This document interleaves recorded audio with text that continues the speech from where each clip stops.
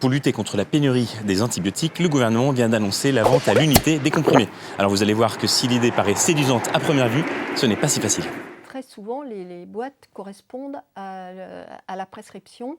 Elles sont ou par 6, ou par 12, ou par 14, en fonction de la prescription du médecin. Très souvent, les gens ne doivent consommer toute la boîte. Après, le problème de ces antibiotiques comme d'autres médicaments, c'est le gaspillage, c'est-à-dire les patients qui ne vont pas forcément aller jusqu'au bout de leur traitement. Il y a aussi parfois des conditionnements qui ne correspondent pas à la prescription du médecin parce qu'il peut y avoir une adaptation de la prescription à chacun des patients avec une pathologie particulière.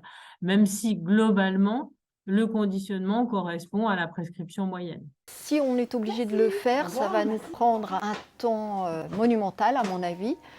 Je pense que le temps de prendre les boîtes, de prendre des ciseaux, de couper, de compter, on peut déraper, peut-être couper la gélule, c'est pas très propre à mon avis. Je pense qu'il faut évaluer à 15 minutes à chaque fois, en période d'affluence ou d'épidémie, de choses comme ça. Je pense que ça va être assez compliqué pour nous. Ce sont des boîtes qui coûtent très peu cher. J'imagine que si on nous demande de déconditionner, je pense qu'on aura une indemnité qui, à mon avis, coûtera plus cher que de vendre une boîte entière. Les pharmaciens ne vont pas découper les plaquettes et puis donner deux pastilles qui viennent d'une autre plaquette à certains patients.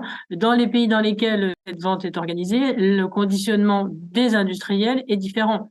Et c'est à partir de ce moment-là, effectivement, que ça peut être envisagé. Le packaging en France, la façon dont sont conditionnés, si vous voulez, les médicaments par les industriels, rend difficile, évidemment, la vente à l'unité. Parmi les antibiotiques sous tension, il y a ceux destinés aux enfants. Le problème, c'est que ceux-ci sont vendus sous la forme de poudre. Les versions pédiatriques, ce sont des solutions buvables. Et donc, on ne va pas ouvrir les flacons, enlever un peu de poudre pour mettre un peu de poudre dans un autre flacon. C'est complètement inimaginable pour les versions pédiatriques.